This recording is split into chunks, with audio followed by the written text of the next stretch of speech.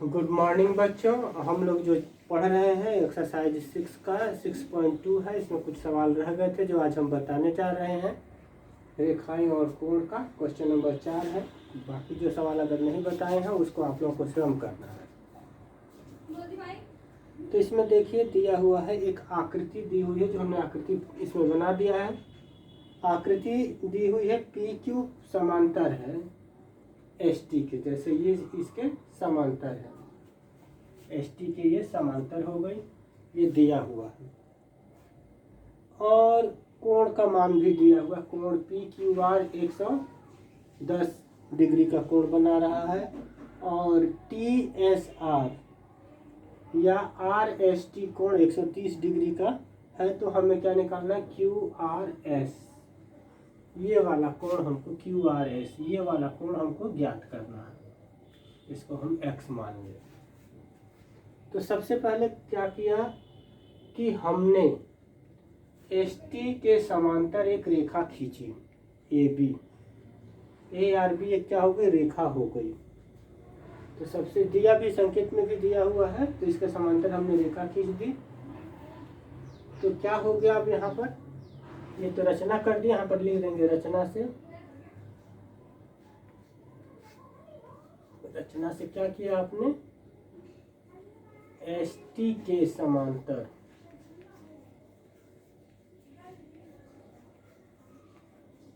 S T के समांतर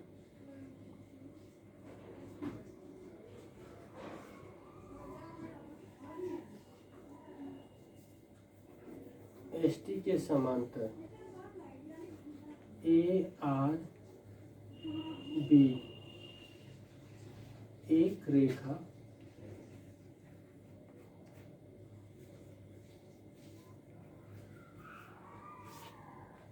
ए R B एक रेखा हमने खींच दिया। तो अब क्या हो गया कि ये दिया हुआ है, हमको दिया है, क्या चीज दिया है, दिया है कि पी क्यू जो है समांतर है एस टी के। और जब एस टी के समांतर हमने एक रेखा खींची ए आर बी, तो ये रेखा भी हमारी क्या हो जाएगी, एस टी के समांतर हो जाएगी।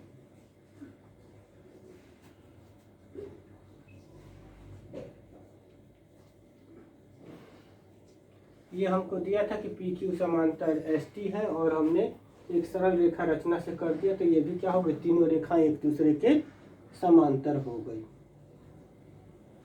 अब पी क्यू और ए आर बी के बीच में एक तिर्यक रेखा क्यू आर है।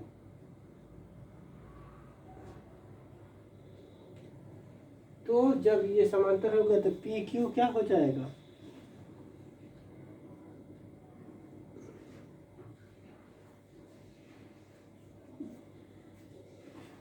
यहाँ पर हो जाएगा पी क्यू जो है समांतर हो जाएगा ए आर बी के, तथा क्यू आर एक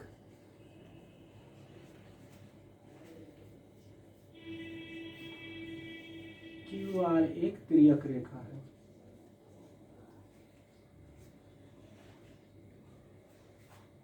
ये तिरछी रेखा हो गई जो समांतर रेखा को क्या कर रही है, काट रही है।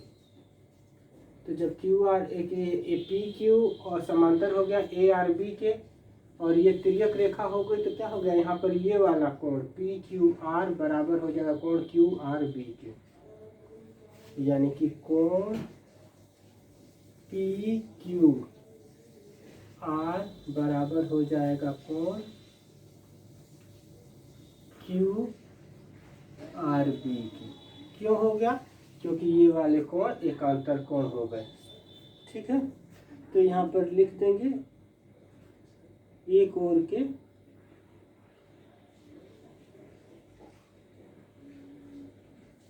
यहाँ पर आप एकांतर कोण दिखा देंगे, और ये बराबर हो जाएगा किसके, 110 डिग्री के है। तो ये 110 डिग्री हो गया, तो क्यू आर भी हमारा 110 डिग्री का हो गया। इतना वाला कोण 110 डिग्री का हो गया। क्यों हो गया, क्योंकि ये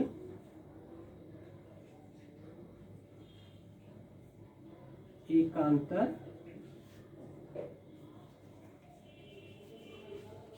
ये एकांतर कोण हो गया। यहाँ पर आपको रीजन देना पड़ेगा क्यों ये बराबर हो गया, तो चूंकि ये एकांतर कोण हो गया। ये समीकरण नंबर 1 मान लेंगे क्योंकि हमने यहाँ से क्या निकाल लिया, ये कोण निकाल लिया, ये इतना डिग्री, ये पूरा कोण निकल गया।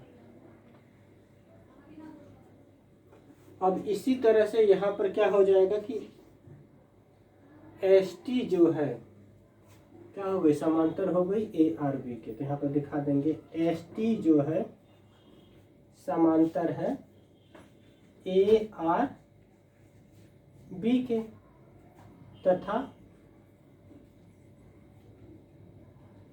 एस आर जो है एक तिर्यक रेखा होगी।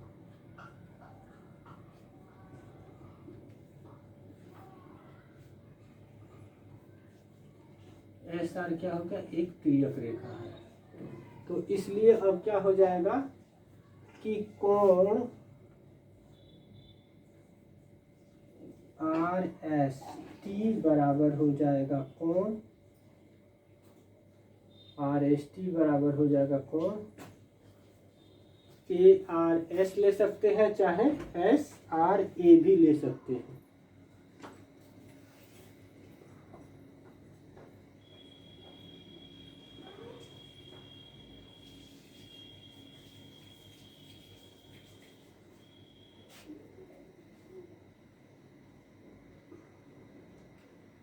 और जब ये तिर्यक रेखा हो गई या इस पर खड़ी रेखा हो गई, इसका मतलब ये भी हो सकता है कि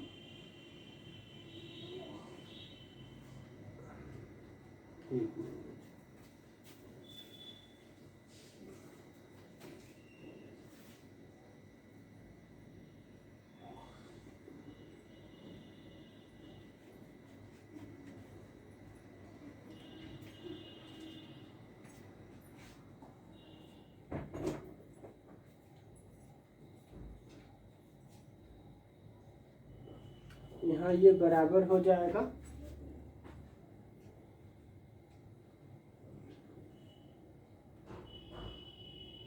और ए आर एस बराबर 130 डिग्री का ये कोण हो जाएगा। और ये भी कोण क्या हो गया, एकांतर कोण हो गया, क्योंकि ये क्या है, एकांतर कोण हो गया।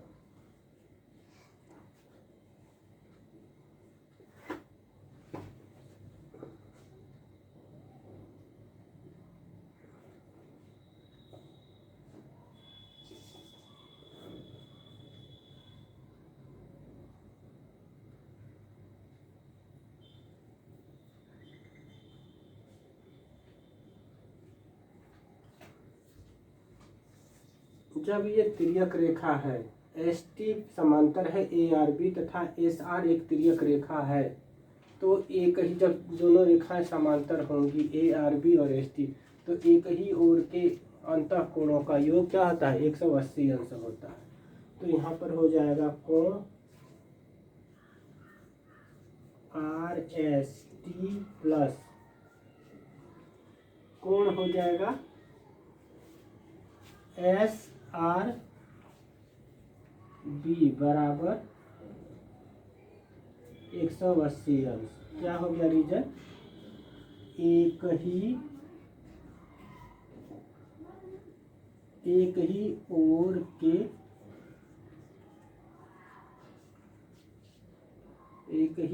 के अंतः,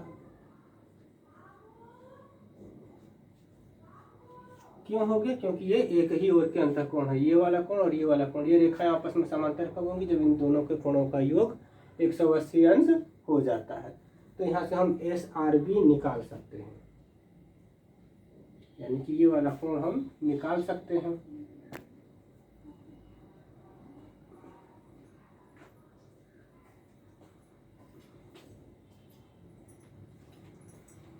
तो यहाँ से क्या निकल जाएगा, कोण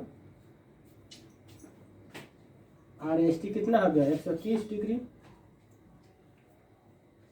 कोण एस आर बी बराबर हो जाएगा 180 माइनस 130 बराबर ये आ गया 50 डिग्री। कोण SRB हमारा आ गया 50 डिग्री। अब हमें निकालना है कोण QRS।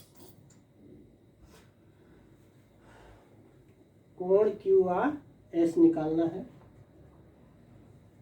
ऊपर का निकाल दिया गया।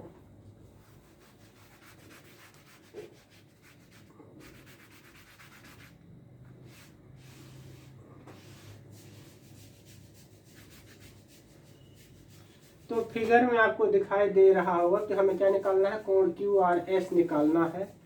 और ये रेखाएं जो है क्या होगा कि कोण जो हमारा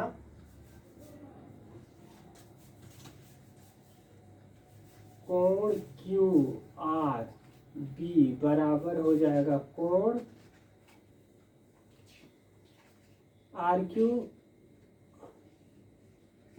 QRS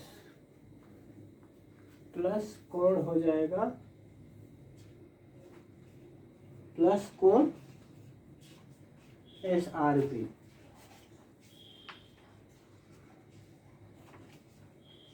प्लस कोण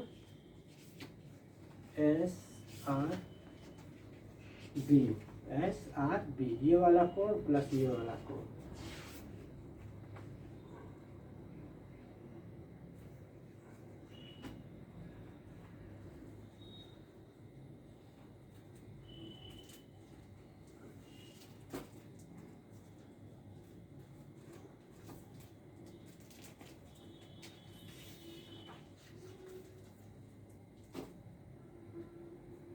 तो अब हमें निकालना था कोण QRS।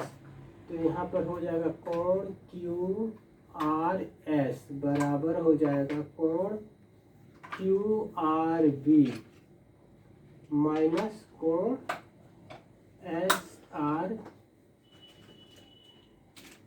ये हमको ज्ञात है। SRB हमने निकाल लिया 50 डिग्री और QRB हमको ज्ञात है। QRB कितना निकल के आ गया था 110 समीकरण 1 से।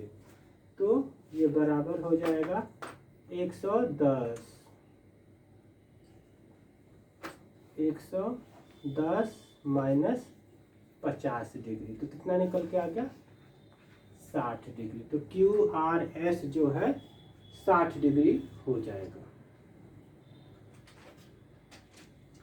ये आंसर हो जाएगा।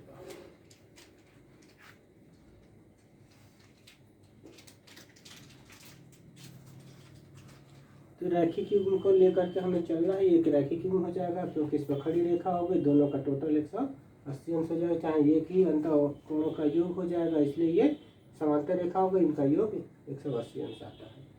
तो इस तरह से ये क्वेश्चन कंप्लीट हो गया।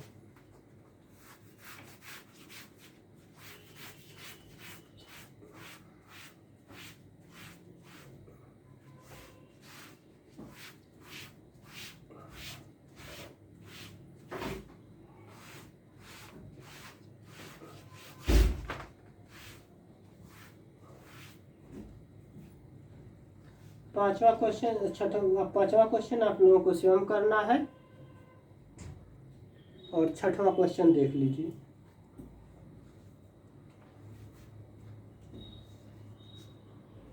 दो मिरर रखे हुए हैं, समतल दर्पण जिसको बोलते हैं, एक ऊपर और एक नीचे इस तरह से रखा गया है। ये जो है परावर्तक तल है और यहाँ से एक किरण जो है दे रहा है कि आकृति में PQ और RS दो दर्पण है और एक दूसरे के समांतर रखे गए हैं। एक आपतित किरण A दूसरे के समांतर रखे गए हैं। आपतित किरण AB दर्पण PQ से B पर टकराती है और परावर्तित किरण चलकर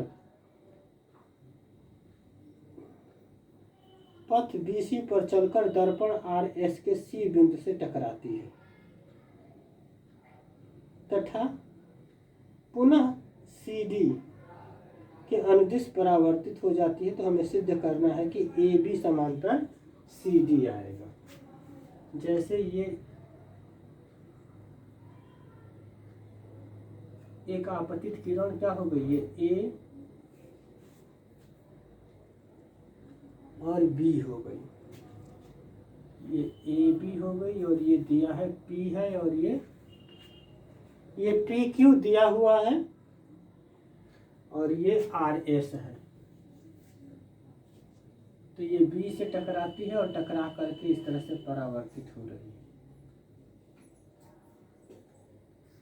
और ये सी बिंदु पर टकरा वो होती है, और यहाँ से ये फिर इसी तरह से ये परावर्तित हो रही है डी पर, बिंदु डी पर ये परावर्तित हो जा रही है।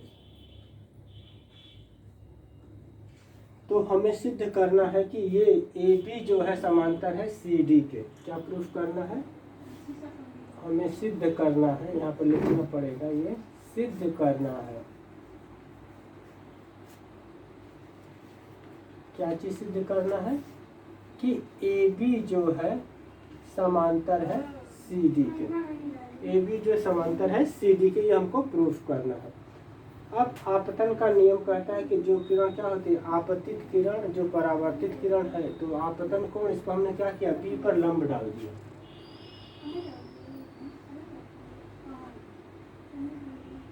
और बिंदु सी पर लंब डाल दिया।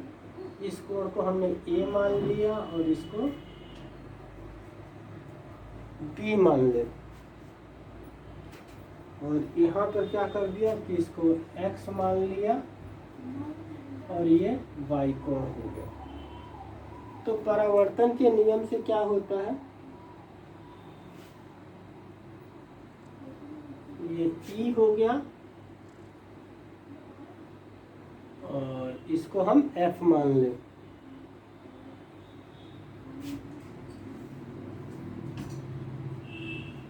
यहाँ करेंगे रचना।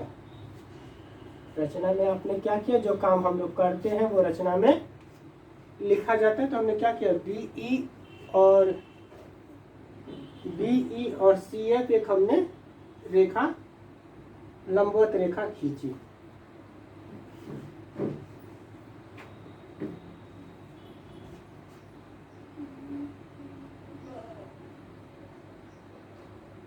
तो क्या करेंगे, बी ई जो है लंबवत है किस पर, रेखा पी के ऊपर, और दूसरा हो जाएगा सी एफ जो है लंबवत है रेखा आर एस पर।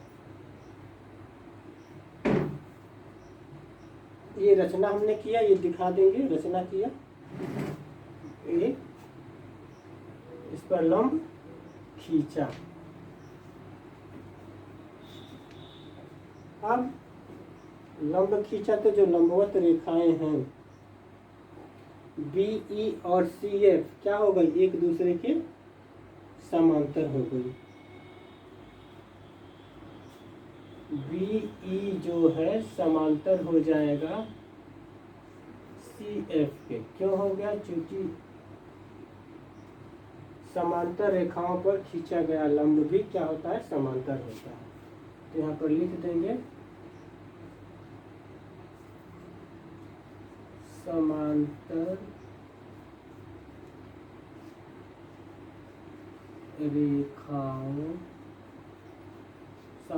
रेखाओं पर खींचे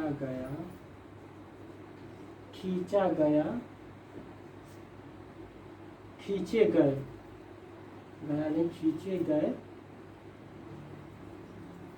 लंब भी क्या होते हैं, खींचे गए लंब भी समांतर होते हैं।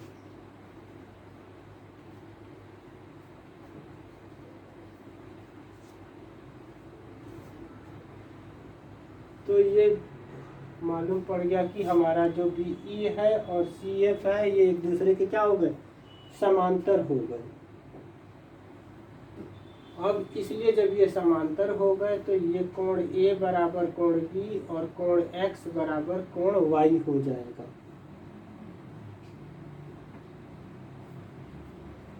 कोण ए बराबर कोण बी और दूसरा क्या हो गया, कोण x बराबर कोण y। क्यों हो गए, क्योंकि अपवर्तन का नियम भी कहता है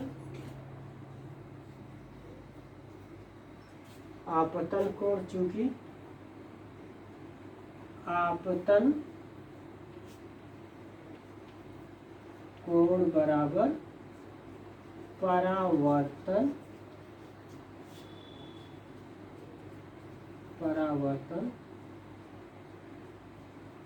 आपतन कोण बराबर परावर्तन कोण, इसलिए ये आपस में बराबर हो गए। अब कोण B बराबर कोण X हो जाएगा।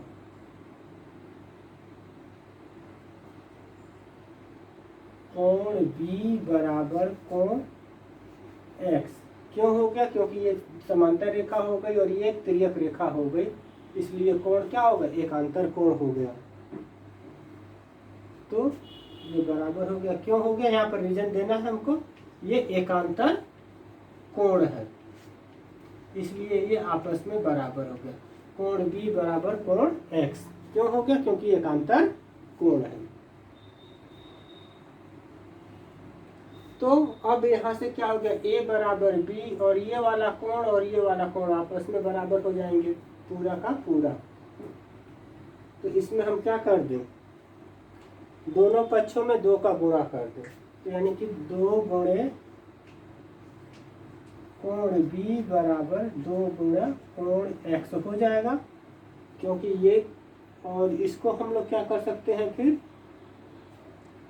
2 को हम ये भी लिख सकते हैं, कोण B प्लस कोण B बराबर कोण X प्लस कोण X। अब यहाँ से क्या हो जाएगा कि A बराबर B है, तो इसलिए ये कोण A प्लस कोण B बराबर कोण X प्लस कोण Y हो जाएगा, क्योंकि यहाँ पर ऊपर आपस में बराबर हो गए थे। तब इसलिए क्या हो गया, कोण ABC,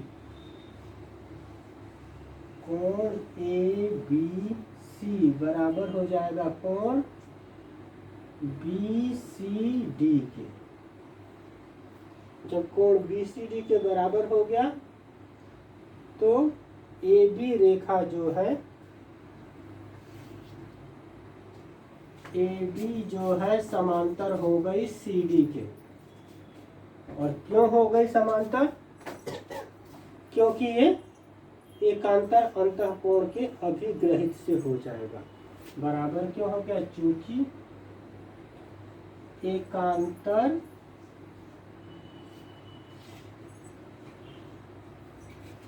कोण के